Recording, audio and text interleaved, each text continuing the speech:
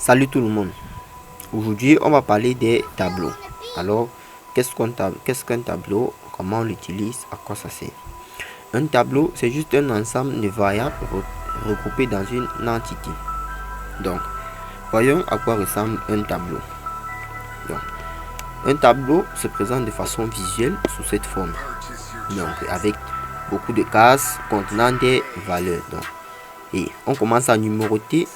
Chaque case est identifiée par un indice. Et on commence à numéroter les indices d'un tableau à partir de 0.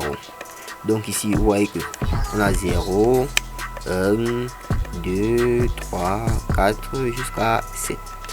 Vous voyez que chaque case contient une valeur. Comme ici, 8, 11, 1, 6 et 9. Vous voyez aussi que pour accéder à chaque élément d'un tableau, par exemple, la première case qui a pour indice 0, vous mettez le nom, entre crochets, vous mettez l'indice de la case où vous voulez accéder. Donc ici, si on mettait de 0, ça veut dire qu'on veut accéder à la case 0. Et la case 0 sera donc égale à 8. De même, si on mettait de 3, on va donc avoir 6. Puisque à la troisième case, on a la valeur 6. Donc, c'est à ça que ressemble un tableau de façon visuelle.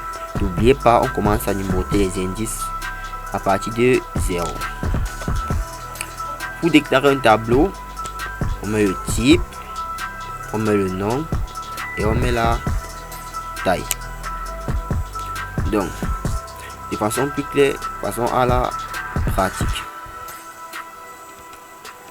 De retour dans code bloc, si nous voulons déclarer un tableau de 10 entiers, nous mettons d'abord le type entier, int, mettons tableau, tableau entier. Entre crochets, n'oubliez pas, on met la taille 10.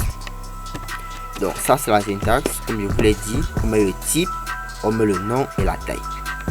Donc pour remplir le nouveau tableau, c'est relativement simple.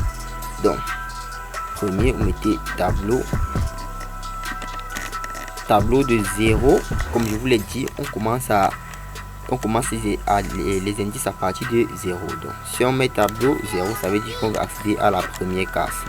On dit que ça reçoit par exemple 5. Tableau de 1 reçoit par exemple 6. Donc c'est relativement simple. Si on va afficher par exemple le contenu de la première case, c'est comme d'habitude, étant donné que c'est une variable, vous mettez modulo d, puisque c'est un tableau d'entier. Vous mettez le nom, entre crochets, la case où vous voulez accéder, case 0. Si on exécute ce code, vous voyez donc qu'on a 5. Donc les tableaux, c'est pas compliqué. Ça nous aide juste à gagner en espace. Par exemple, si on veut stocker les scores de 100 joueurs, on ne pourrait pas créer 100 variables pour stocker les 100 scores. Donc on crée un tableau de 100 entiers pour stocker ces scores. Donc les tableaux, nous avons créé un tableau à une dimension. De même, nous pouvons créer un tableau à 2 dimensions en mettant juste ici la deuxième dimension, comme ceci, 10 par exemple. Ici nous mettons t2 0 0, ici t2 1 par exemple. Donc pour avoir une idée plus claire, ici tableau d'entier de 0 0, c'est comme l'origine. Lorsqu'on parle de tableau à 2 dimensions, c'est un peu comme un repère. Donc pour ça de plus clair, c'est un peu comme un repère. Voilà. Désolé. Un repère dans un tableau à 2 dimensions, c'est comme ceci. L'origine là. Ici on aura les cases. Ici on a les coordonnées des cases. Ici on a l'axe. Ici on a par exemple Ça c'est 0, 0. Ça c'est 1, 0. Donc ainsi de suite, c'est comme dans un repère. Le tableau a 2 dimensions. Le tableau a 2 dimensions. 2 dimensions. Donc c'est relativement simple pour accéder. Vous y accédez comme si vous étiez dans un repère. Donc c'est simple à utiliser. Les tableaux, c'est pour gagner en espace que de déclarer plusieurs variables pour saturer la mémoire. On peut faire déclarer des tableaux qui vont contenir ces variables. Donc utiliser les tableaux, c'est pas compliqué.